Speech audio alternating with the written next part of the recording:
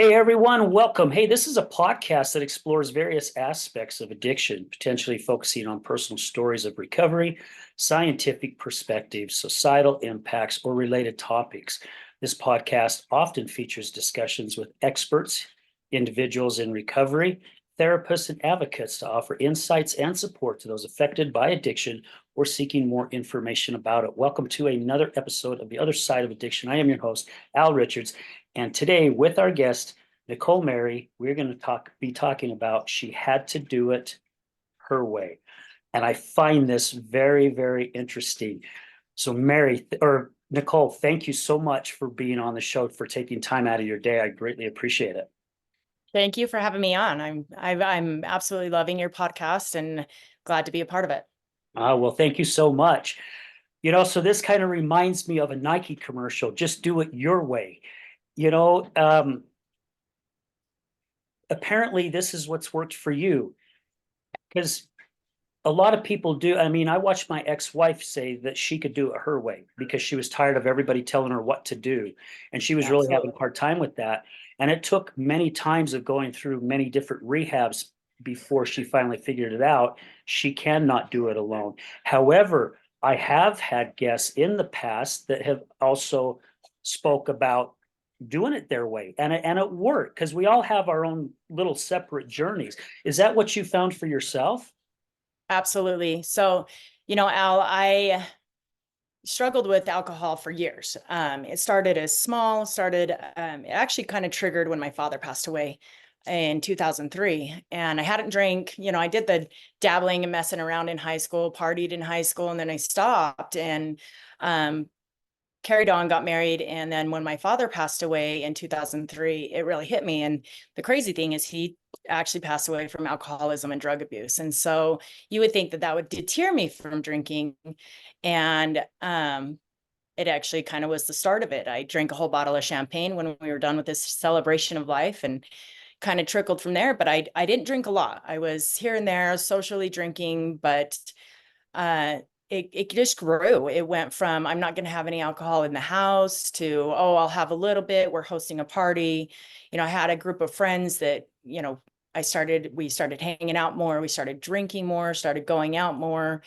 And then it was, just grew and grew and grew. And then I found myself drinking a lot, drinking alone, drinking for every occasion, whether it was celebratory or frustration or stress. And my son was in an accident in 2009 with me, involving a ride-on lawnmower. That's a whole different podcast. But it kind of triggered more things, where I had a lot of things and guilt that I was dealing with. And, things that happen when you drink create, guilt and shame and all these things. You feel bad for drinking. Well, I was also, part of my religion was we don't drink. So I hid it. I hid all of my drinking. My husband didn't know how much I was drinking. My family didn't know. My two young boys at the time really had no clue how much I was drinking. My daughters caught on. And as it grew and grew and grew, I kept thinking I need to stop. I wanted to be one of those, people that could control their alcohol, like have that glass of wine while you're making dinner. But because I was hiding it, I was literally a closet drinker. Like, I have a mini fridge in my closet, and I would go run upstairs and I'd take a shot, or I'd shoot a glass of wine or whatever. And, to get through my day or the party I was having. We always have family and friends over. And then as my kids got older, they were doing their own thing, and I found myself drinking a lot alone. I'd sit here and do laundry, or I would get my work done. I was helping my husband. I helped my husband run a business and some other things. I'm a fitness instructor, and I was high functioning. Nobody had a clue. I just, kept drinking. And then as it got worse and worse, I started getting, have you thought about going to AA? Have you, realizing that I did need help? Mind you, I did it my way, but you can't do it alone. Absolutely. Like, you need a support system, but you need a support system that understands you. And so as I started researching, mind you, all of this is hidden. I'm hiding from people. I'm sneaking water bottles full of vodka places. I, couldn't go to the movies. I couldn't go to the park. I couldn't go, there were a lot of things that I was drinking through and maintaining and keeping my high functioning. And I thought it made me more fun. And as it kind of got more and more out of control, I started reclusing. I started pushing back. Everybody thought I was busy because I'm a business owner and I've got a lot going on. And I kept thinking, I got to do this. I got to do this. And then I kept thinking, I can't go to an AA meeting. What if I run into somebody I know? Very embedded in the community. I'm very embedded in everything. And I was like, and then I was like, well, if I run into somebody I know, they're there for a reason too. So I guess that wouldn't be too bad. But with all the resources online, I started researching things. And for one of my birthdays, I was actually gifted the big book, the AA book. And, I looked into that, and my first therapist had given me a book, and it was the 12 steps for women. Because, as I read and learned a little bit more about AA, it is geared more around men in their recovery. And I started noticing that more and more women have this problem. And I was like, how am I going to get out of this? Go to rehab. And then you hear the stories of, and I created a lot of stories in my own head, of course, but you hear the stories of, oh, they went to rehab 3 and 4 times and it didn't work. And I thought, I don't have the money for that. I don't have the time to spend 30 days away from my family and my work and all the things that I was doing. Like I was busy and like I said, high functioning. And I found myself going, I got to find a way to do this because I'm not happy. I'm not where I want to be. And I had started with a therapist in person and I struggled. I would go to therapy. We tried EMDR. I have a lot of childhood trauma. I was abused as a child. There's a lot that resonates there. And I'd go to therapy and then I find myself going straight to the liquor store afterwards, coming home. And for 2 days, I'd just drink. And I'd get myself recovered. I'd be feeling better, be like, oh, okay, it's 5 o'clock. I'm going to start drinking again, or always chasing that next drink. And I kept thinking, Nicole, you got to figure this out. I'm a strong-willed person. I'm smart. I can get things figured out. And so I started looking online, looking for things, and lots of things popped up. And there was this thing called Sobriety Sisters that had popped up. I said, I was doing a 21-day program. And I had been doing that up and down, where you stop for a couple days and then you're like, okay, I'm doing good. I'm feeling better. I can control this. I can have a couple drinks.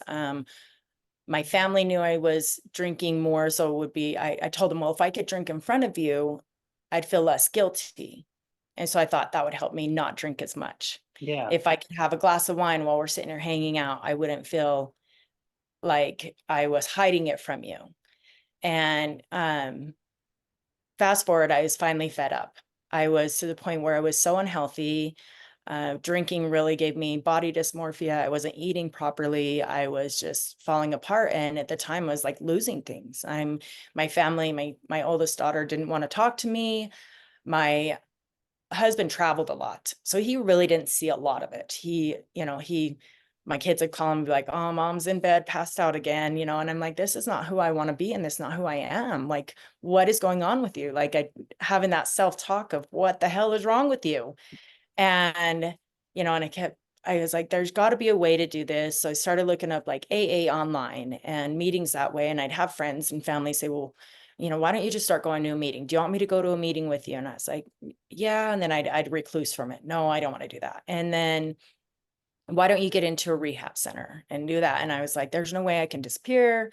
And I was like, Nicole, there's got to be a way. And I really truly believe in like affirmations, what you feed yourself. And as we sit there and we scroll through Instagram, Facebook, and all of our ads, you see all these, alcohol ads of the backyard party, summer barbecue. We're going to have drinks there. We're going to have this, the fancy dress up.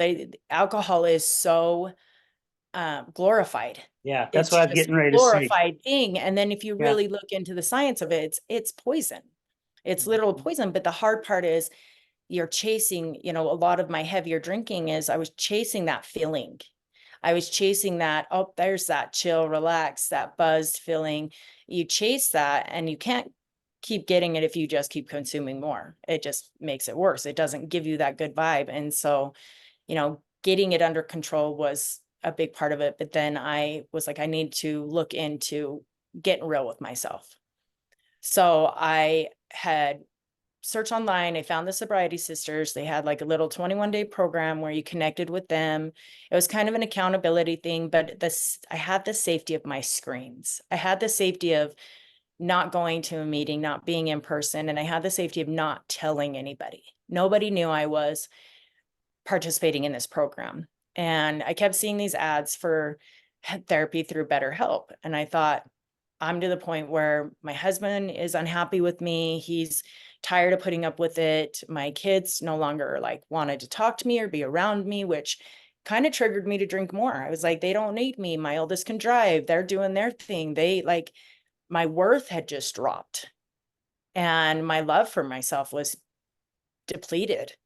I was like, this is not who I am. Like, I feel like I've been a good positive influence in my city and all of the things that I do and in the schools and all these things. And I just like, Nicole, this isn't you. If people really knew the truth, it would crush people. It would crush people and I'd be crushed. Like I worried about what would people think about me? What would people feel if they knew the honest truth of this battle that I have and all of the things that I had been through and, allowing that childhood trauma to be a big part of me. And I really learned a lot as I've gone through this process of sobriety and recovery and this journey. It's an amazing journey. But I plugged in to BetterHelp and I finally, one of the biggest keys was I got honest with myself. I got honest with myself and the therapist and I, wrote up, I was able to type everything out. And I finally was like, I'm drinking a lot. And you look at the bottles that I was throwing away, the bottles that I was hiding, and the bottles I was going and purchasing, and all these things. And I thought, oh my gosh, I'm going through so much. But I was in denial because I would just toss them and I'd be like, oh, I only have one bottle left. And when I got real with how much I was actually consuming, it was insane. I Yeah. was like, but I was afraid to admit it. Somebody said, how many drinks have you had? I'd be like, oh, I've had two. Or if they saw me have two drinks at the party, they don't know that before the party, I chugged a bunch of vodka before we left, or whatever the case may be. And so I ended up plugging into BetterHelp and I typed it all out. It's like, this is where I'm at, really. I'm dealing with a lot of things mentally. I'm dealing with a lot of bad self-worth. And as I'm typing it out, I'm realizing I've lost all the love for myself.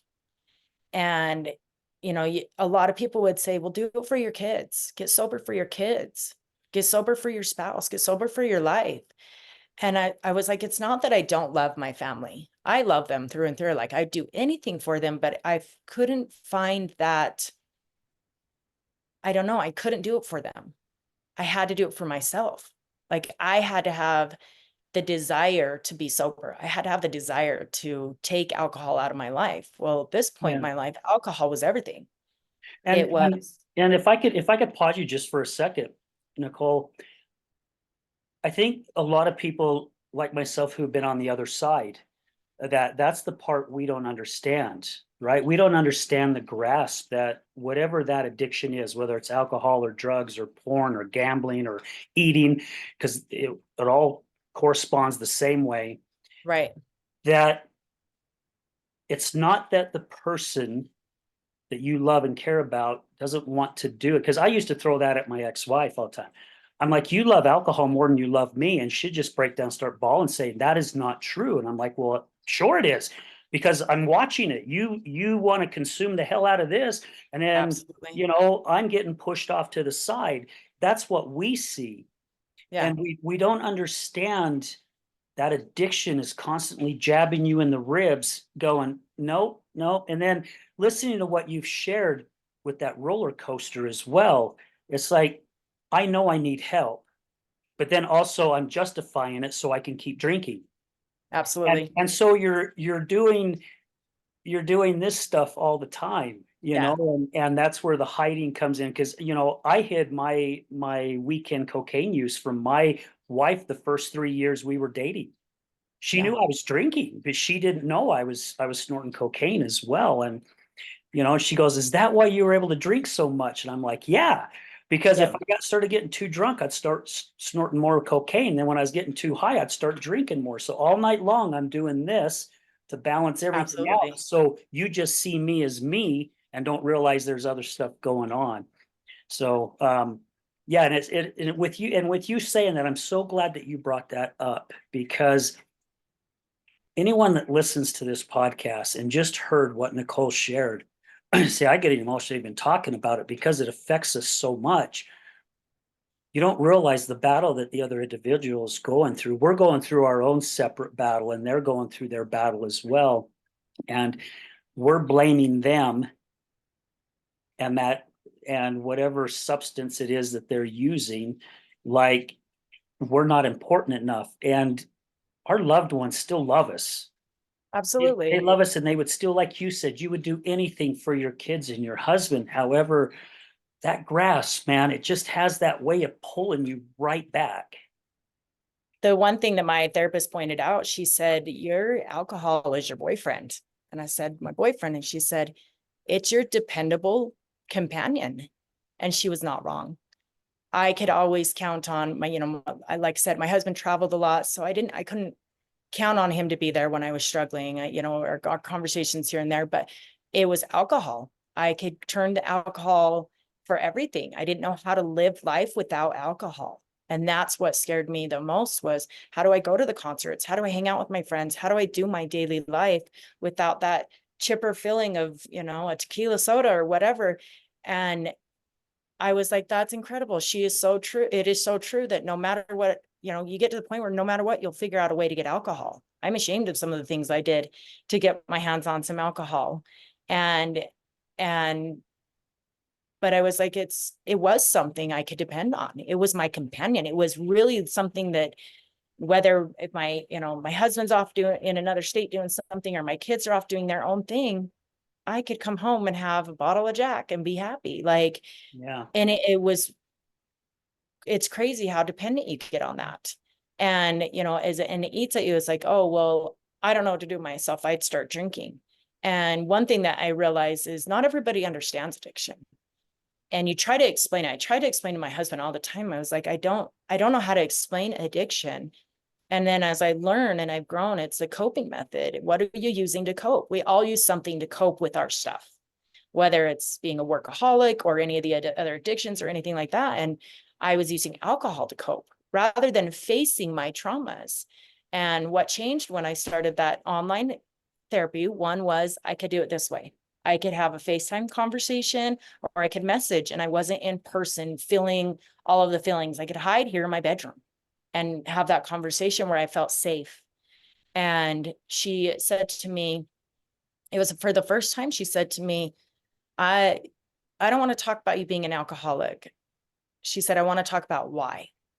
And that, as I've researched and I've worked on myself, and I see my friends and other people that are struggling with the same thing, I realize it's, why are you drinking?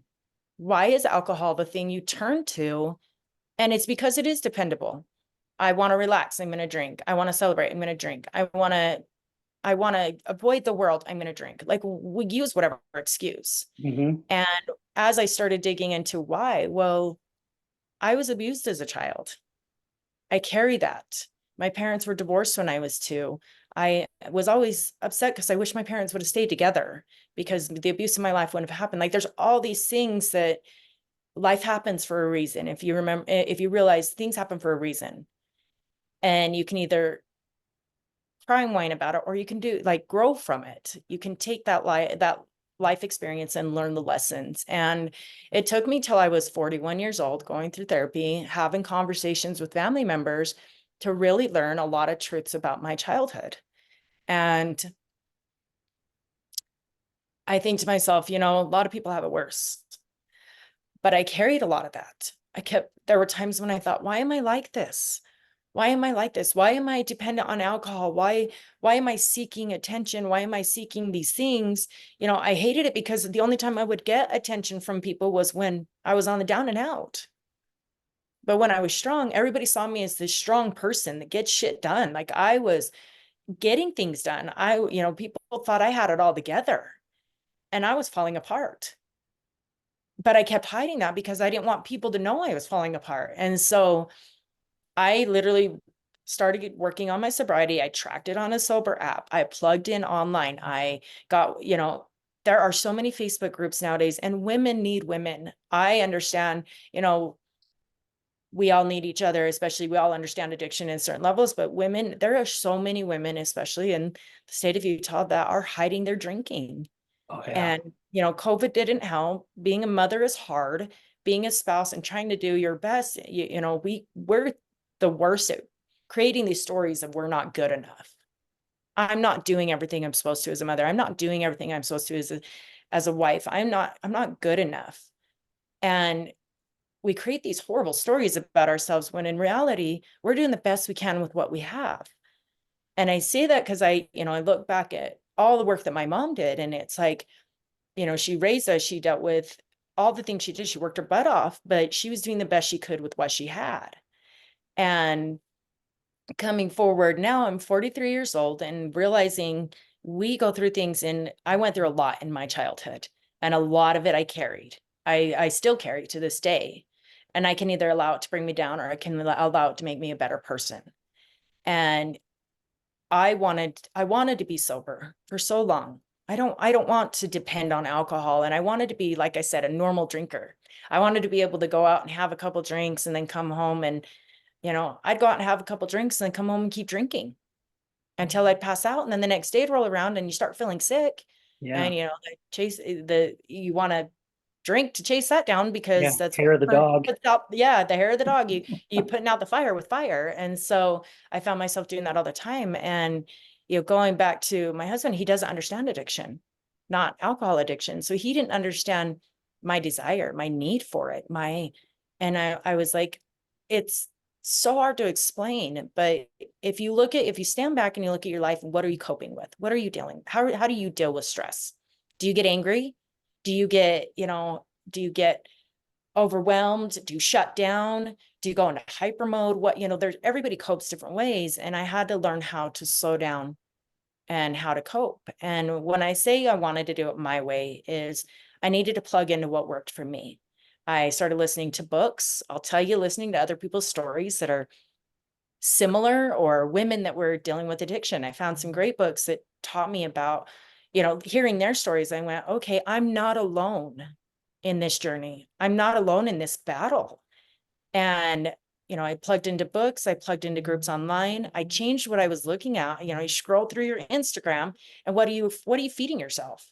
If you're only seeing, as a woman, if all I'm seeing is all these supermodels and bikinis, and I'm sitting here comparing myself, and that's all I'm seeing, I'm feeling that dread of, I'm not that. I'm a Mhm. fitness instructor, so I see a lot of fitness things, and I'm like, oh, I need to do more, and I'm beating myself for not doing more. It's the same thing with alcohol.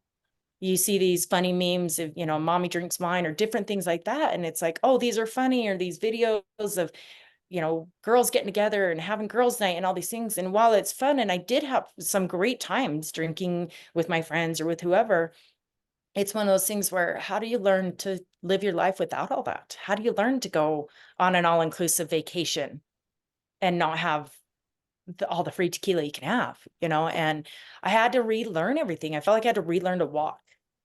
I had to relearn how to go to the movies. I had to relearn how to go on an outing. My first trip, we travel a lot. My husband and I travel a lot, and I would always drink on the plane. And, when you get there, it's like, where's your first drink? And we were able to experience this amazing trip to Turkey last year. And I was like, this is incredible. And, and they had a Turkish drink, and all I could think of is, could I have one drink? Could I have one sip? And I was like, no, you've come this far. It's not worth it, because I don't want one drink. I want 10. Yeah. I want to drink to get drunk. And that was one thing, like in high school, when I did drink occasionally, I drank to get drunk. And then I found myself doing that as an adult. And, you have to learn to live your life and fit in with your groups. A lot of things would tell me, okay, go to AA, you need to go to rehab, you need to change your circle of friends, you need to get away from it, you need to not have alcohol in your house. Nobody else in my family drinks. It was just me. And I'm not normal. I wasn't going to give up all of my friends. I was honest with my friends. My friends were honest with me. They've helped me in this journey. If they choose to drink around me or whatever, they understand and respect that I don't. They've even slowed down or quit drinking themselves. Like, you never know the power of influence. Oh, yeah. And, I kept it a big secret. And I finally, on social media, I a year into it, I posted I am sober 365 days. So I posted and I started telling people, sorry, No, don't be sorry. It's okay. but I was like, I couldn't post before that. Like, you want to tell people you're excited. It's like when you're having a baby, you want to tell everybody, but you want to wait till you're out of that window of worry, right? I had to wait till I was far enough along in my sobriety that I felt confident in it. I didn't want to say, I'm getting sober, blah, blah, blah. And 2, 3 weeks into it, every little milestone, that 30 days was huge for me. The 60 days was huge, the 90 days. And all of the things that came up to me, all the triggers, I had to pay attention closely to all the things that made me want to drink. I'll tell you, alcohol's still on my mind. Hmm. I go to the concerts and I go, oh man, we used to drink a ton before we came here. We'd run right straight to the bar at the concert or whatever. And so at 365 days, I started posting and I hashtagged owning my truth. And it was powerful. Not only like it was powerful for me to say, let me tell you something. I'm not perfect. You guys see this world of I'm married, I've got great kids, I've got great jobs. I own several businesses now, and I've owned them for a while, and then I started getting messages of, oh my gosh, I had no clue. I had no idea. I had no idea you were dealing with this struggle. I deal with it too. I deal with this and that. And so it was that humbling myself to go, you know what? This is a scary thing to tell people. By the way, I'm a raging alcoholic, but it's been freeing for me because I'm owning my truth. And that's one of the things. The hiding was huge. And I hid things because as a child, I was hiding secrets. I was forced to hide secrets. I was, being abused and told if you tell anybody, you're going to get hurt. So my whole life, I've kept these secrets. Yeah. And now it's like, no, I'm going to tell the truth. And owning my truth was huge. And so I've shared several different things on my personal social media platforms, and it's been really healing to have people respond and their reactions. And then now when I see people are so sweet and respectable.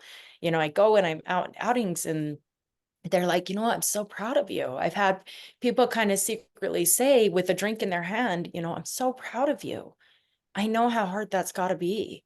And so S- it's been a good journey. You know, Been and, happy to and way. and Nicole, thank you so much for sharing that, because by using your voice and even respecting yourself of knowing where you're at in this journey and then waiting the 365 days to start opening up. See, this is this is where my emotions kick in, because I've lived it and I've seen it as well. Look how many people lives that you've changed. Seriously, just by those couple posts. Hope so. Now you got them starting to think, right? Oh my gosh. And the same happened to me when I kept my wife's alcoholism a secret. I didn't tell friends, I didn't tell family, because again, the judgment, the fear, Well, it's embarrassing. everything, right? Yeah. And I finally opened up because a friend started realizing I wasn't being my normal self. And when I told him what was happening, he said, "Why are you not sharing this?" Because and I says, "Well, who the hell wants to listen to my sob story?" And he goes, "Al, there's so many people out there going through the same thing that you're going through." And you Absolutely. said it yourself just a little bit ago. We feel like we are the only freaking ones out of 7 billion, 8 billion people on this planet. We're the only ones that's suffering with this. But that's our brain. That's our brain. And we're Yeah, telling it's a ourselves, story we tell ourselves that we're on this journey by ourselves and nobody else in this. I kept thinking, no other women are like this. No other women drink like this. yeah. I have a very close friend that I know has drank like I do. And seeing her, I'm going, wow, like more women need to hear that it's okay. It's Hmm. okay for us to move forward and that we're not alone. Yeah. And we're not. We're definitely not. And the same thing happened to me that happened to you. When I started opening up, I started having people coming to me at network. I've been networking for 12, 13 years, and I've gotten to know a lot of people. And people started coming up going, "Hey, can I talk to you in private for a minute?" And we're talking men and women. And I'm like, "Yeah, sure." Would go off. down the hall or in another room or something. They're like, hey, I don't know if you know, but I used to be a heroin addict. And I'm like, what? I've known you for 8 years. No freaking way.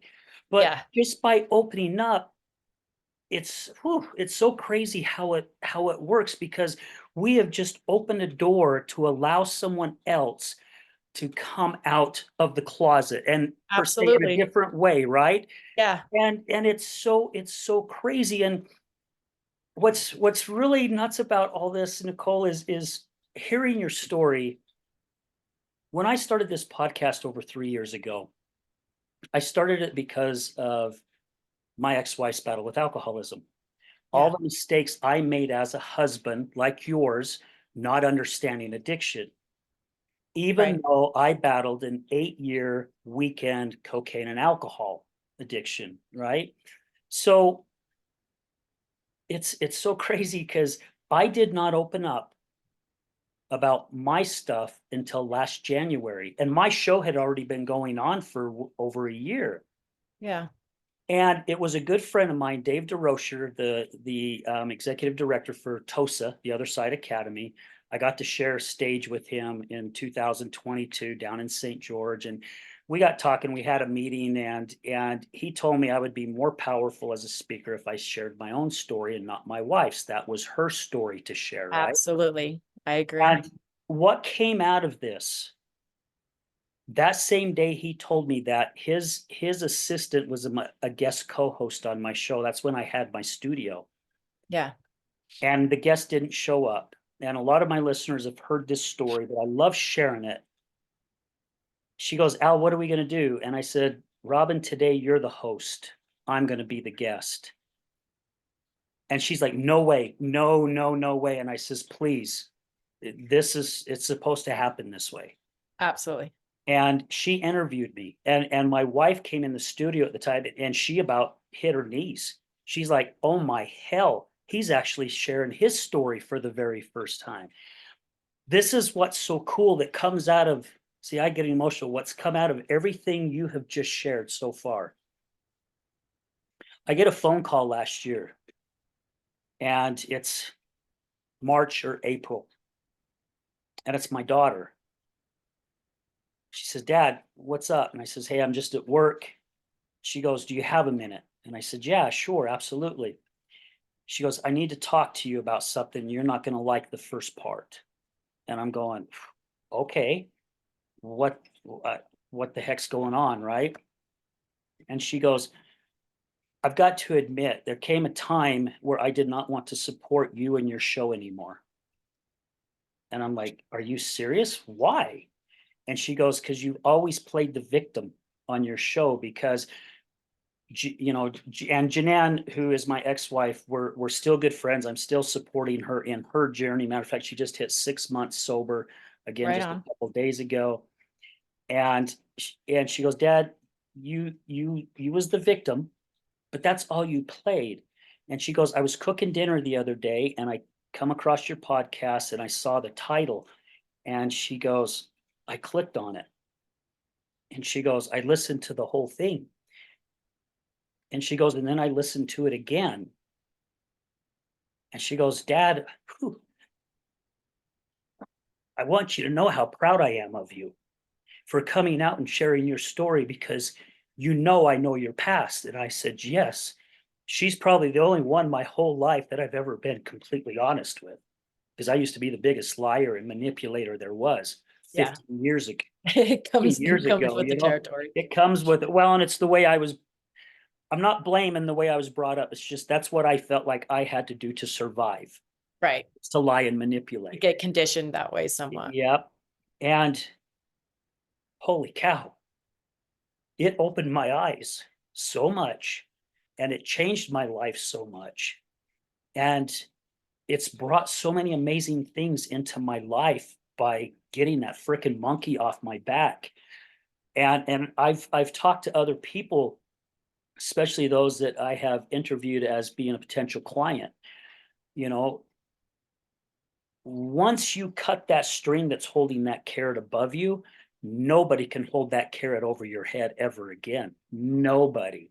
Right. Because there's things we do that we're not proud of. Absolutely. And it's not who we are. We're this person who we're just using something to cover up whatever we're feeling inside of us right here. We just don't want to feel it anymore. And that's one of the big things that I love about this show. And you're even sharing it today, using our voice and letting people know it's okay to feel the feelings that we're feeling. We don't need something, a substance, other than, for me, being spiritual, other than my higher power, who I call God, is for me, is my higher power.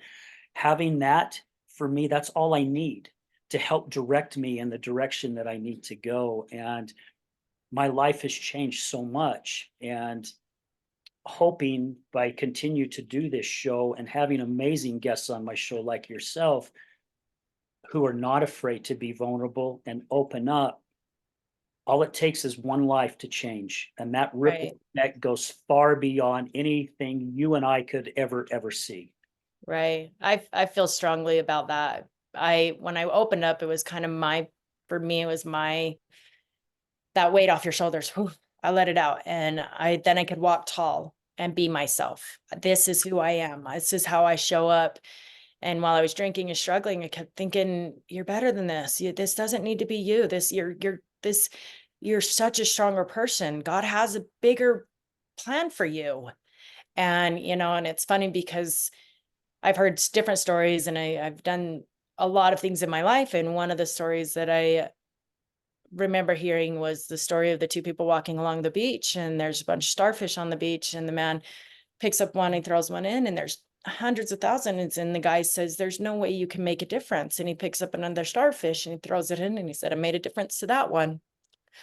And that's how I feel, Yeah, because we're all influencers in a way or whatever. Now we've got all these TikToks and all these things where people are sharing, so you see something, oh, where'd you get your glasses, where'd you get your hat, where'd you get we're all influencers in a way. And it's like, okay, what influence do we want to follow?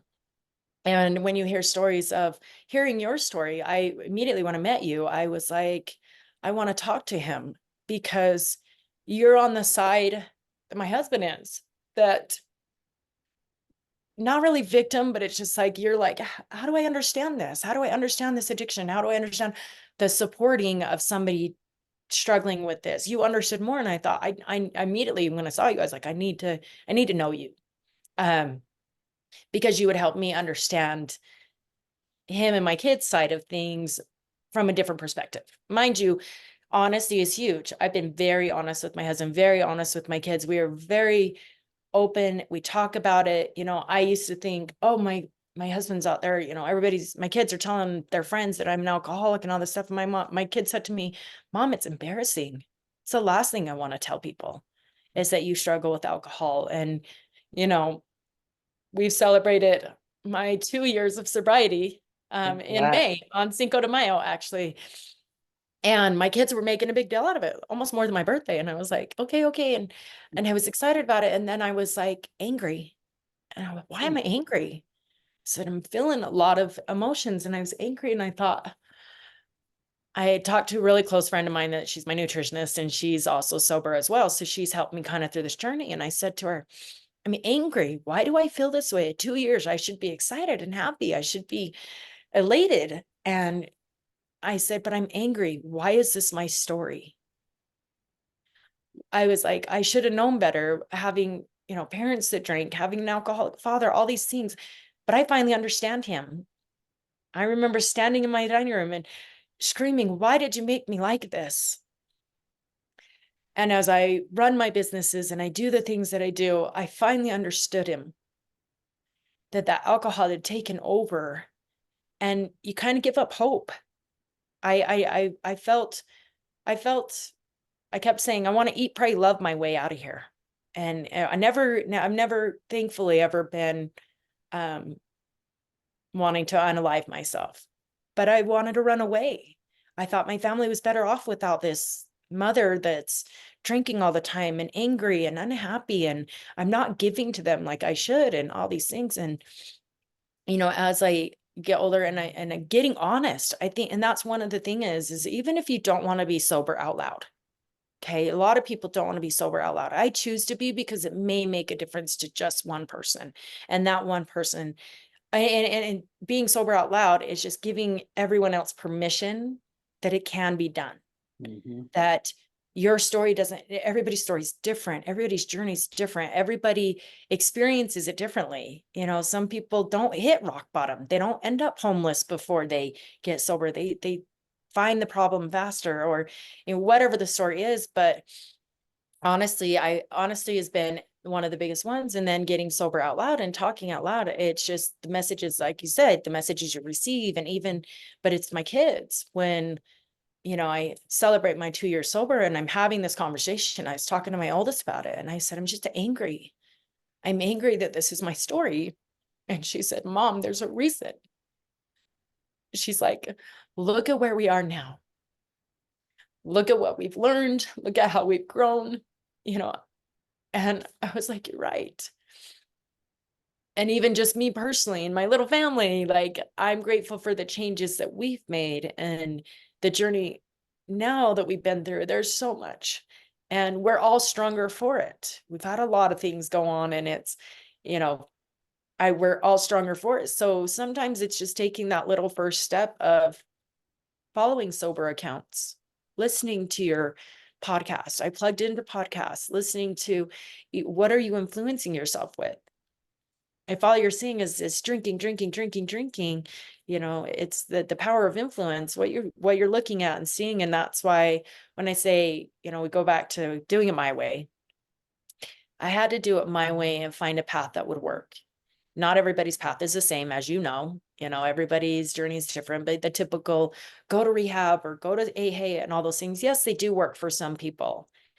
But if that's not your path, find something. Don't be afraid to reach out. Don't be afraid. There's so many sober groups on Facebook. I follow a lot of things on Instagram, and I love it because now I'm getting fed. It's, you know, Sunday mornings are beautiful because I'm not waking up hungover and disgusted and sick or feeling regret and remorse from what happened the day before or whatever. And so, you know, I really appreciate your side of things.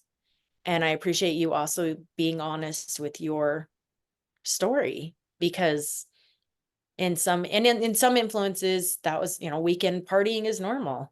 And I appreciate you for sharing that story originally with me. And I think it's amazing that your daughter brought that out, like that, for her to hear it. And it changes things when, if the only thing I influence is my own children to be better people, to be more honest, to talk about things that may drive them into a horrible coping mechanism of alcoholism or whatever it is, then I've done a good job.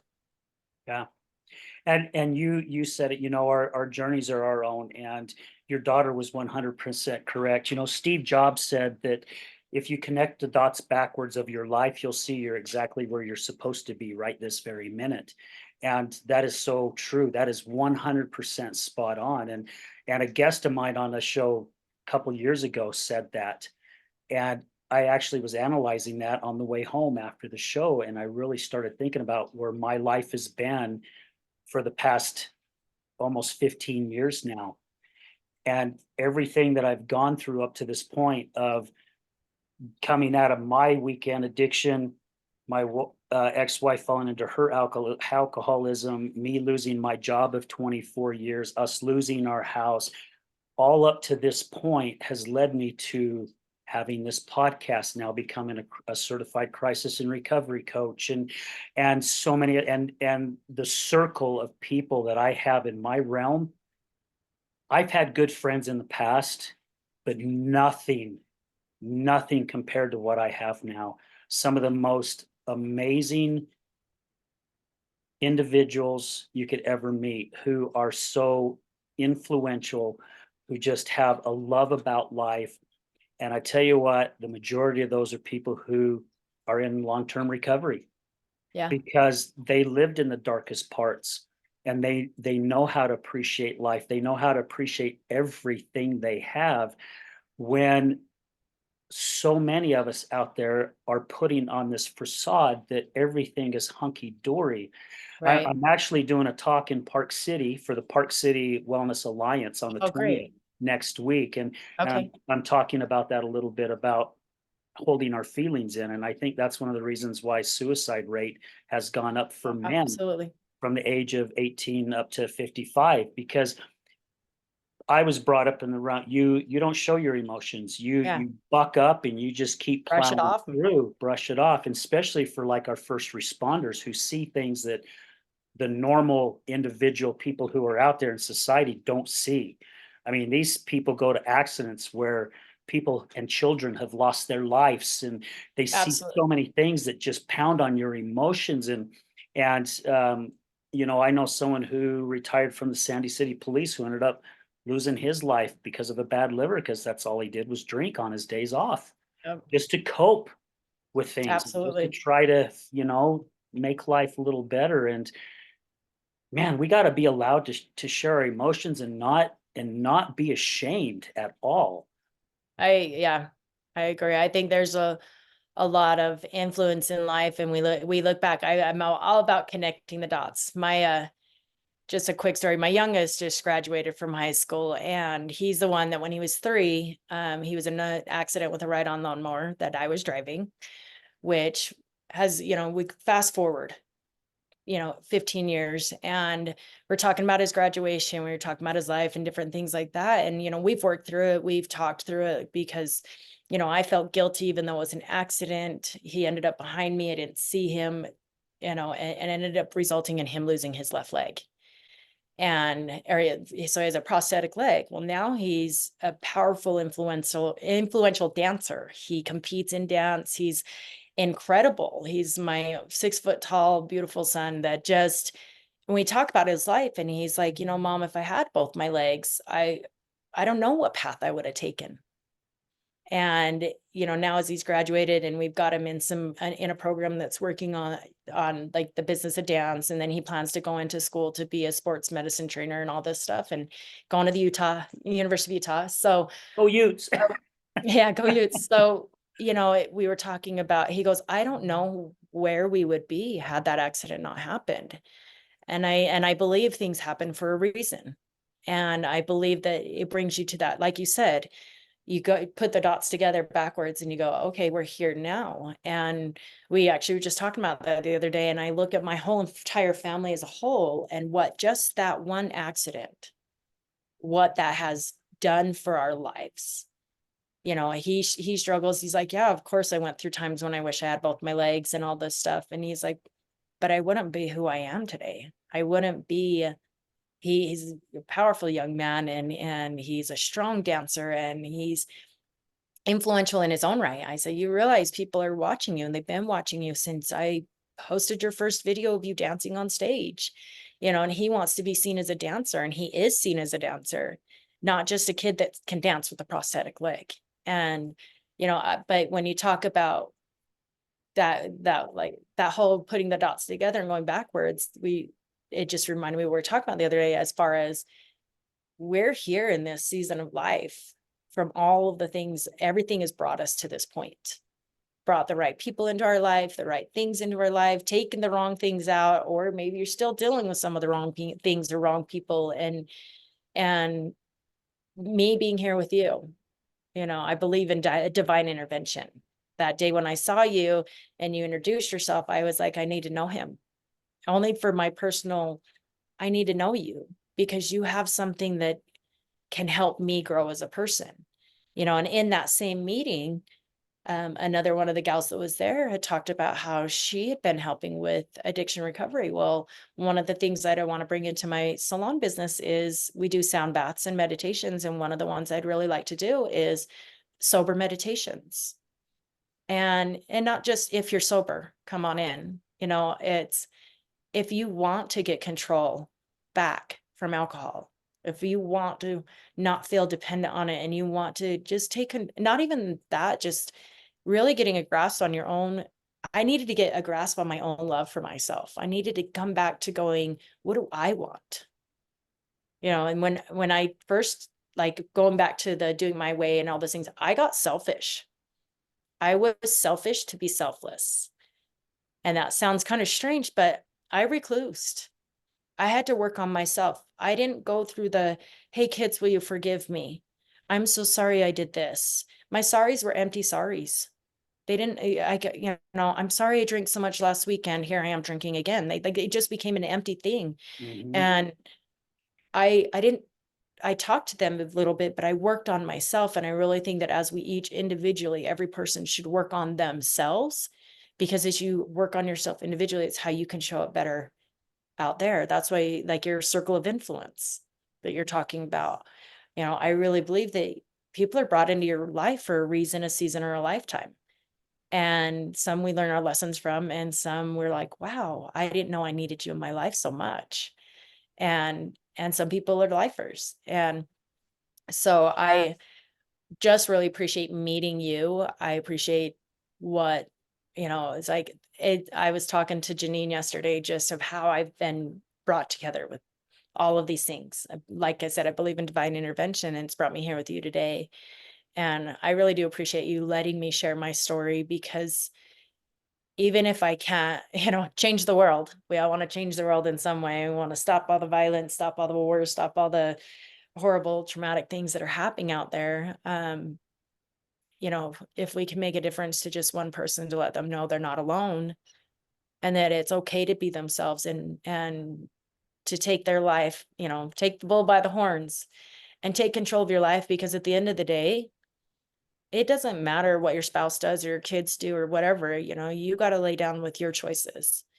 Yeah. When you go to your judgment day, you got to face up to what you did, to who you were. Your salvation depends on you, not on your influence, your family. It's what you do. And that was a huge part for me, is when I meet my maker, I've got to own up to how I showed up every day, and not showed up in the world, not showed up for other people, how I showed up for me. How am I showing up for me? How am I treating myself? There's a lot of focus on self-care now, but are you taking a minute? I'm fast paced, go, go, go, go, go all the time. And it took me a lot. Sometimes some of my drinking was just to slow me down. And it took me a lot to learn to just slow down and be okay with my thoughts, because that was what I was hiding from. That accident, I drank a lot after that, and it was because I was hiding. I was tired of hearing the sounds. I was tired of seeing the visuals. I was tired of that trauma, and I just kept covering it up, covering it up, covering it up with alcohol. Like, it'll go away. It'll go away. And it doesn't. It just festers under there, and it's just growing like big weed. And when you open up, you get honest with yourself, you start talking about things, getting out there. It's made a huge difference for me, in my family, in my life. And like I said, it's not just how I show up in public, it's how I show up for myself. And I really hope that people out there can just say, you know what, today I'm just going to try, whether it's working on sobriety or any other facet of your life. I'm going to work on my own mind space, you know? Yeah. Well, and you said it earlier in the show about being selfish. Now, there's a couple ways of being selfish, right? Because you have to be selfish of your own being and taking care of you. Because it's like when I fasted and I was asking God, how can I get through this? And the word forgiveness kept coming up. And I kept saying, look, if you think I'm going to forgive her for everything I've gone through with her, no way, that is not going to happen. It's just not going to happen. And it took some time, and it finally dawned on me, the forgiveness wasn't for her. The forgiveness was for me. I had Yep. to forgive myself for all the things that I did wrong and the nasty things I said to her. Right. And once I was able to do that, I was able to forgive all the other stuff. To me, that's the type of selfishness that we all have to have, because if we can't love ourselves Absolutely. 100% or even 95% or whatever, we cannot give that love to anyone else. You said something about wanting to change the world, and I really don't think, in a way, it's not impossible, because if we just changed one life, it goes back to that starfish. We just made a Yeah. difference. Yeah.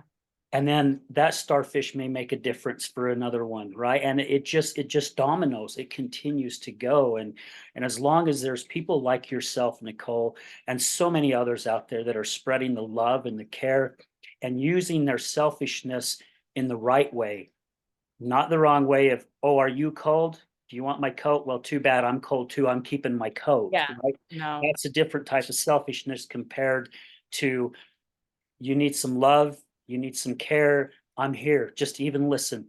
That's, if Right. that's all you're looking for, I'm just here to listen. And we can Right. change this world. And I really do believe there's a shift that's starting to happen.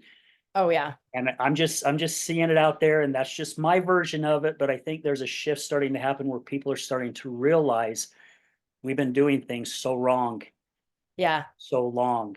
And there's people that are going, the lights are going off and going, Yeah. oh my gosh. And again, it wouldn't be possible at all if you and I hadn't gone through our own journey the way that we've gone through, and thousands of other people's. None of that would be making this today out in the world possible if it wasn't Right. for our journeys. Right. Well, and you nailed it when you talk about, we talk about that selfishness. You can't pour from an empty cup. I Mm-mm. was pouring, pouring, pouring from an empty cup. And I was like, how do I expect that when you talk about forgiveness? It's interesting because, you know, forgiveness is a huge part of recovery and all those things. And I was like, I needed to forgive myself before I could ever allow anybody else to forgive me Yeah. or to even ask for it. And I was like, I got to get right with myself. I need to work on my love for myself, my appreciation, my respect, my honesty, my all of the things with myself before I could go out and give any of that or ask for any of that in return. So you definitely nailed that on the head. And it's just interesting because like I said, I got selfish to be selfless. And it's really that huge part of, I want to give all that I can give, but you get to the point where you can't give anymore. And I was to the point where I felt like I was giving to everybody. And that was my, I'm doing good because I'm out here volunteering and I'm doing all these things for everybody. And then, my stubborn side and my Leo side was like, well, why isn't anybody appreciating me for it? And I was like, you don't need appreciation, just keep going. So but the alcohol and that demon was saying these things and convincing me of all these things. And it's trying to justify that I was a good person because I'm over here doing good deeds, but I'm also over here hiding all this alcohol and anger and shame and all these things. So, it's been a journey, and I really respect and appreciate everyone that shares their journey because everybody sees in life, we all see things from different perspectives. And I'm trying to teach my kids that. I was like, when you hear a story, you hear something from somebody or somebody's judgment on you, ultimately, people are going to judge you. I learned this back in the day, beginning of social media, all these things, like people judge you, whether Mhm. you care or not. They're going to judge you. Everybody has an opinion about something. And I got to the point where I was like, we go through that, like, if you're religious, you try to live by that religious standard, or if you're this or this or this, you could try to, I'm this, I need to be this way. And we hold ourselves to this ridiculous standard in all the things that we do. And I'd heard something about somebody, oh, you're this, and this, or I heard somebody saying something, whatever the gossip is.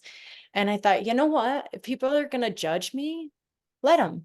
I'm not going to, that's when I really went, I'm going to do me and live my life and focus on what works for me. Because at the end of the day, if I get judged for buying a new truck, guess what? They're not making the payment. I get to do what I want to do. And this is my life. And like I said, at the end of the day, I get to deal with my choices. I get to lay down with my choices, and I get to work on my own salvation. And so I think if everybody would because I think one of the biggest things um, in sobriety is we're so worried about what other people think. Yeah. And even like, you see I've been seeing these posts of, it's so funny that when you go out and you say, I don't drink, people are like, oh, why? Yeah. And you get that response. And I think, why can't we normalize sobriety? If I went to a party and said, oh, I don't do meth, they'd be like, oh, okay, that's good. You know, but if you say, well, I don't drink, well, why don't you drink? Or are you better than us? Or you get that kind of like a repercussion from it. It's like, no, I choose not to. Like, if you compare ingredients to ingredients, I've been in the fitness world forever, and you look at the foods we're doing and all these, the keto diets and the protein diets and all these things, you see all this stuff. What are we putting into our body? But then on the weekend, we're down in a bottle of tequila. Like, are we really paying attention to what we're putting into our body? And, and so we need to not, I guess I'm getting to the judgment part where it's like, people are going to judge you no matter what. And as soon as you accept that, then like, for me, I'm free to live my life. Yeah. I get to live my life my way because I'm the one that gets to deal with all the consequences of all the choices that I make. And so does everybody else. So, and I feel like it's getting better. I want to say that it's getting better and that sobriety is becoming more of a new, or drinking less, but it's learning how to do things. Like a lot of us, I didn't know how to go to a concert sober. I go to concerts all summer long. I'm going to one tonight. And I'm like, the first one I went to, I was terrified. I I bet. was like, how am I going to do this sober? How am I going to have a good time and not sit back there with my arms crossed and look like I'm judging everybody?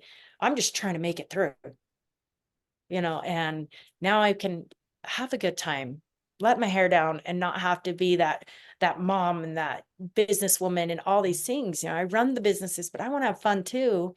And yeah, so I'm just trying to be more selfless as I navigate through life.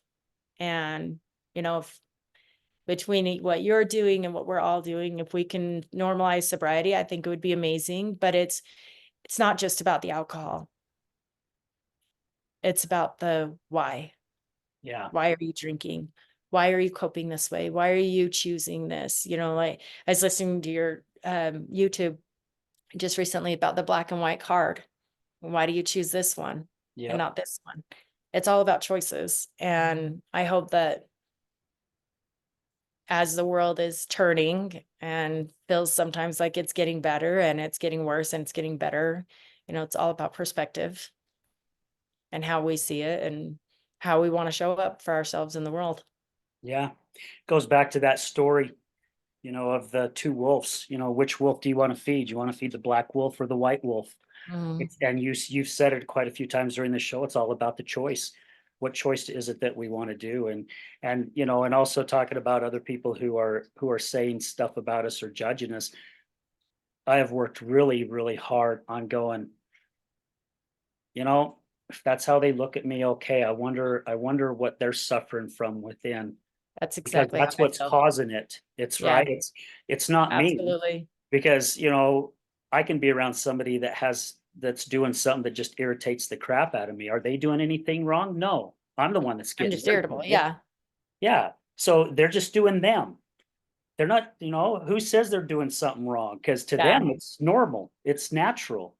That So that's yeah. that's funny because I kind of bug my kids this way because I tend to put myself in other people's shoes. I'm very empathetic, but and I've been through a lot in my life. So I've experienced a lot, but I'll never know what you've experienced. You'll never know exactly what I've experienced, but I put myself in your shoes. If we're talking about something, I feel what you're telling me. I feel, your perspective as much as I possibly can.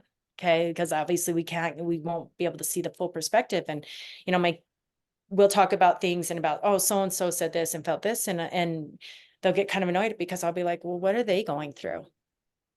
What are they dealing with? Like, they came at you or they said this or they're hurting your feelings or these different things are going on or they're acting such a way, I immediately think, what are they dealing with or what are they going through? Because as I've gone through all these things, I now look back at how I was in high school or how I was in junior high or as an adult, as a mom.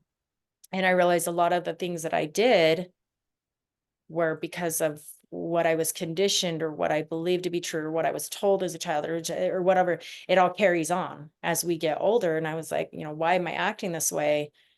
Well, you realize that some of your childhood things and influences are what can either kind of create that monster or create that good thing that you would carry on those things. So, I always tell my kids, what are they going through? Or like, look at it from their perspective, put yourself in their shoes. Like, And for me, that humbles me because, maybe they're an angry person. I look back at my dad and I wish I would have been able to say, let's talk about what you're going through. Let's talk about what you're dealing with. Instead, I found out at the age of 42 a lot more, found out a lot more about the truth that, I was told you'll find out when you're older from everybody when I was younger. And now that I'm older and I've found out a lot of things, I have a lot more respect and understanding for my parents. And I have a lot of compassion for those things.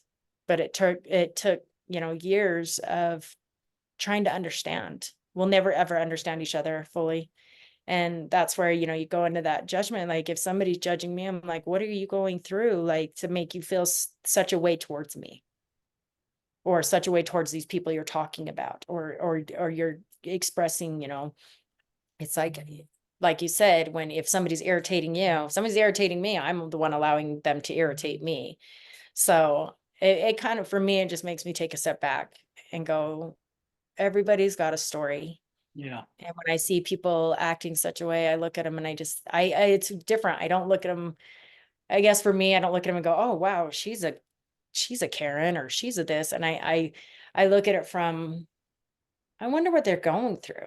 Because here's the thing, women are funny. We're funny in a weird way. I was terrified of women growing up in a sense of I was intimidated by them, very, very much intimidated by them. I grew up with two brothers. I was a tomboy. I wasn't the girly girl. When I had girlfriends, they were catty and nasty and, growing up all these things. And as I got older and I was working in a very, as a sales director with Mary Kay, and I was working in a very female, obviously dominated company. And as I worked my way up in as a sales director, I started hanging out with the top 2%, like the directors, and going to the meetings that help lead other people and all these things. I absolutely love it. I contribute a lot of my success to what I learned in Mary Kay. But I was so intimidated by women.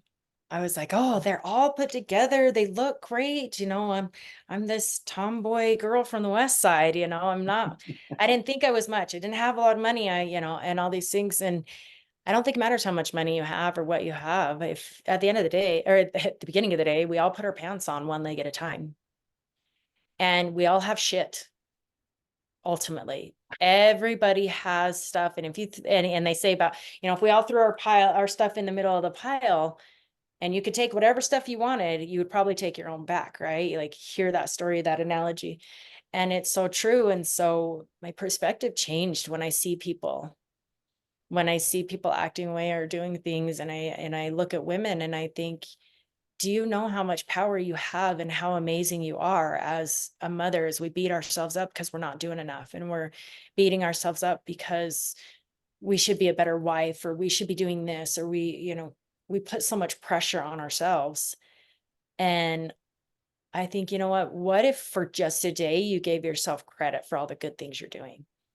Because there's always time to fix things, but if you have a roof over your head, your kids have clothes on their back, they have food in their mouth, you're already kind of ahead of the game.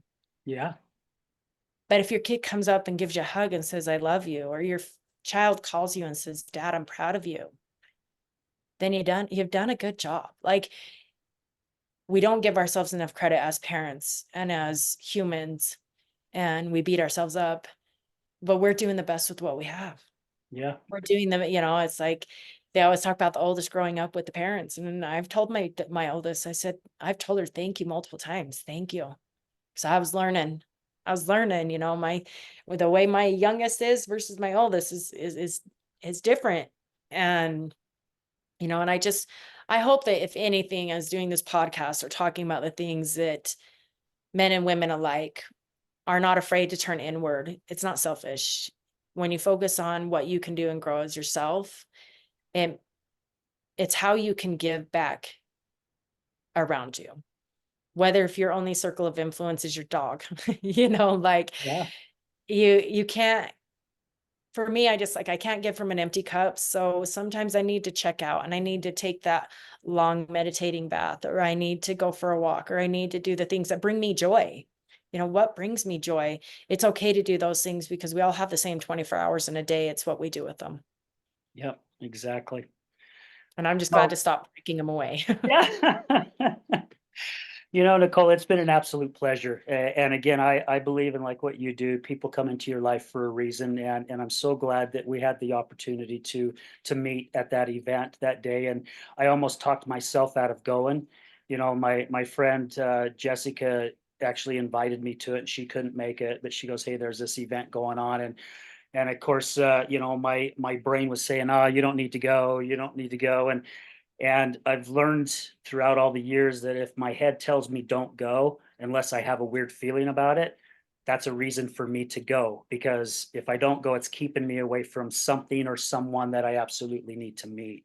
And I met some amazing people like yourself there at that event that night. And I know when I was up talking, I do my best to scan the room, and I was watching you over there shaking your head, and I'm like, okay, well, she's resonating with something, which is really good. And again, I'm so glad that we had the opportunity to meet. And you're a lovely woman doing amazing things. Keep doing what you're doing. Thank you. I'm This is trying. where my emotions kick in, because it's individuals like yourself that is changing the world. And I mean on a good positive note. And those are the type of people I love to circle myself with, because it just makes our energy stronger, the way I Absolutely. see it. So with one last thing, what does the other side of addiction mean to you? It's funny. You mentioned the word the other side of addiction, and I thought, what does that mean? Is that like me that's on the other side of addiction, as far as I'm a recovering alcoholic, or however you want to word it? How, and then listening to you and you talking about yourself with your spouse, and it gives perspective and a whole different view. So, addiction doesn't need to define us, and it doesn't define us. It's part of the journey. You know, alcohol does not define me. My addiction does not define me. Yes. And so for me, let's talk about everything on the other side of addiction. What am I? Who am I? Where am I? And I think that if we stop labeling everybody, it is sure we have an addiction, but stop labeling us. You're an addict. You're an alcoholic. You're an addict. Now you hear those and they feel like negative words. The biggest thing my therapist did for me is she saw me.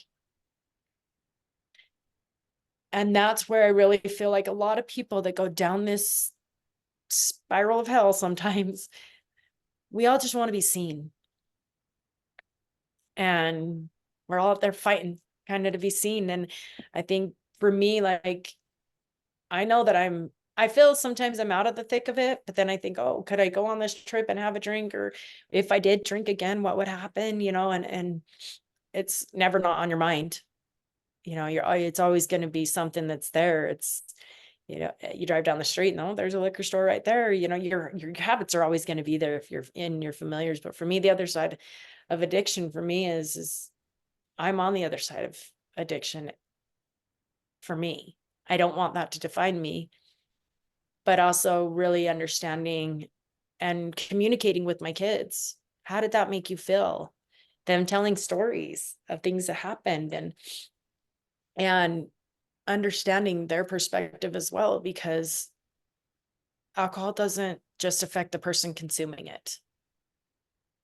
It affects everything. It affects your dogs. My dogs used to chase me around. My little husky would come and follow me into the closet, and she'd look right in my eyes and I'd be like, stop judging me, because she knew. So I really, really appreciate you having this podcast and you just being the man that you are and for showing up that day. And I hope you know that you're making a massive difference, not just here locally, like nationwide, worldwide. So I appreciate you being bold enough to put this out there, because talking about the other side of addiction, talking about these things are not always easy. And I think as we more and more normalize it, the more and more it's going to be a greater thing that we don't need to see. Alcohol's been a thing since before Jesus, I swear. Like, Yeah. it's wine has been a thing, alcohol has been a thing. And, I listen to a lot of true crime podcasts, and I think the common denominator on a lot of these murderers and a lot of things and all these things is alcohol plays a huge part. You look at domestic violence, you look at road rage, you look at different things. A lot of the bad in the world, alcohol plays a huge part. Yeah. And if we could see it for what it is, then we can get on the other side of it, and or be okay with owning up to your own shit. Realistically, I've been talking with my husband about men, and when you run a successful business and you do all these things in life, and if things don't go your way, or things change. My father passed away at 49. He should not have been gone at 49. He had Oh, so much life to live. And I look at it in that age group. I want I want it to be normal for men and women alike to be able to share really themselves, be your true selves, be true to yourselves. And for so many years and so many generations, it is that buck up, shake it off, stop crying. We don't show our emotions. Showing emotion isn't just crying. Like, be excited about life. What brings you joy and happiness and love? If we're going to spend 40 hours a week doing something, we should be doing it, work, doing something we enjoy, right? absolutely. So Yeah. I look at it that way, and it's like, I do check-ins sometimes with my husband, and I say, how are you doing? He, not to get much into it, but he's traveled our whole marriage, anywhere from 6 to 8, 9, 10 months out of the year. We remodel Walmarts across the country and tear out the floor and replace them. And I would travel with him for a little bit when the kids were little. And then for years he would travel on his own. And I'll admittingly, I was lonely. I was home, just a mom is what I felt. I didn't have really anything outside of that. We were so focused on work, and my husband was doing everything he could because he was providing. That's what he felt was his job, and a lot of times we go into those roles. My job is to provide the money for the home. And nowadays it takes two and a half incomes to actually run a household. Yeah. But everybody kind of has their roles, but he was working his butt off trying to provide. I'm working my butt off trying to take care of the kids and all those things, but we lost ourselves in the mix of it. And it's like, what are we providing emotionally and acceptably, like, for each other? Like, what are we doing for our kids, and all those things? And now fast forward, he doesn't want to travel anymore. And I joke with him, I'm like, oh, sure, now that the kids don't need their diapers changed and driven around, Sure. Now that they're but I adults. but we're in a different place. But I appreciate it because he has worked so hard in it, and he missed out on a lot of that, but he also didn't see a lot of the addiction.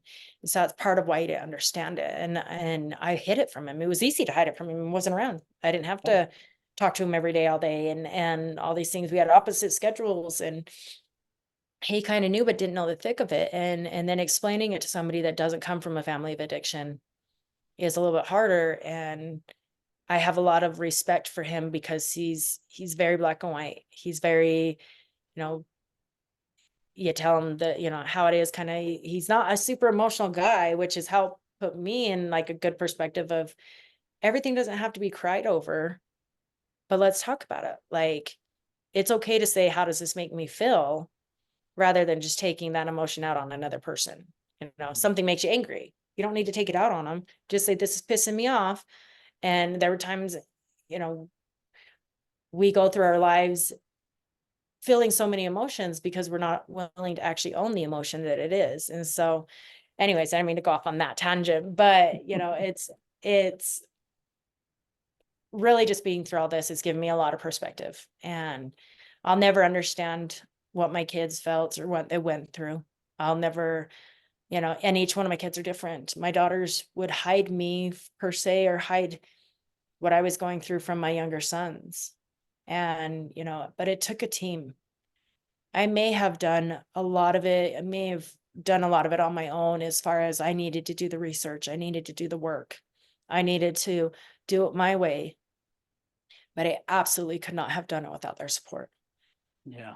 without them, without them, to be honest, it drove me a little bit more that my oldest didn't want to talk to me. She was frustrated with me. She didn't want to deal with me. My youngest, or my second oldest, was going to school, and she was so glad to get the hell out of here.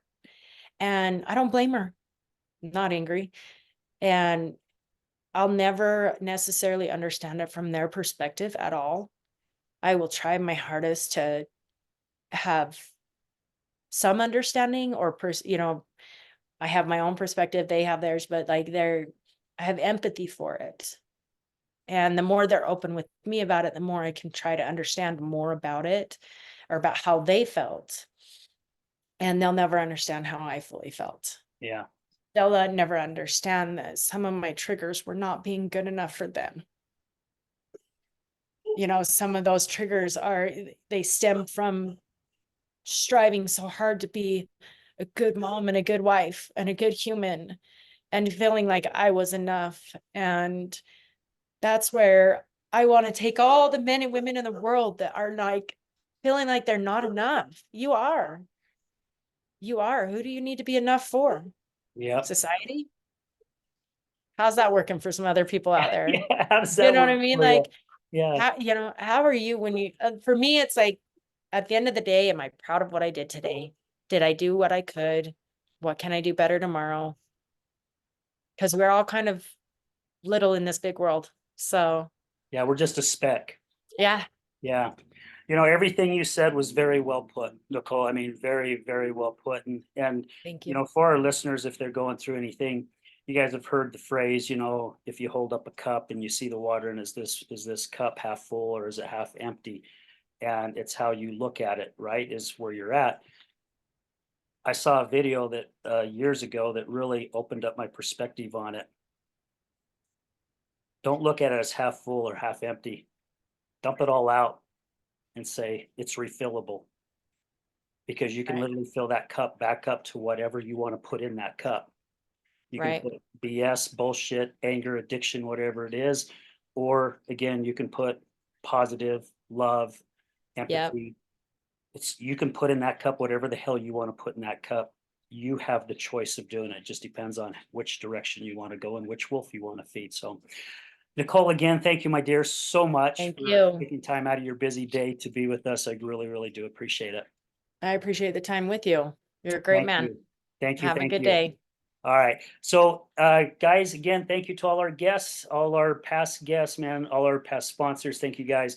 And especially to all you listeners. None of this would be possible if it wasn't for you. You guys are the ones that's making this a success. And before I sign off, guys, remember to mark your calendars for October 5th at the Miller Free Enterprise Building. We've got our 4th Healing Utah Success Summit that is coming up. We're still looking for some sponsors and for vendors, and we are going to fill the house this year for sure. We've got 4 amazing speakers. We got 5 speakers total. I'm going to put the other 4 in the amazing. I won't put myself in that category, even though I do put on a really good talk. So, guys, again, thank you for everything. And remember this: addiction is giving up everything for one thing, and recovery is giving up one thing for everything. We're out.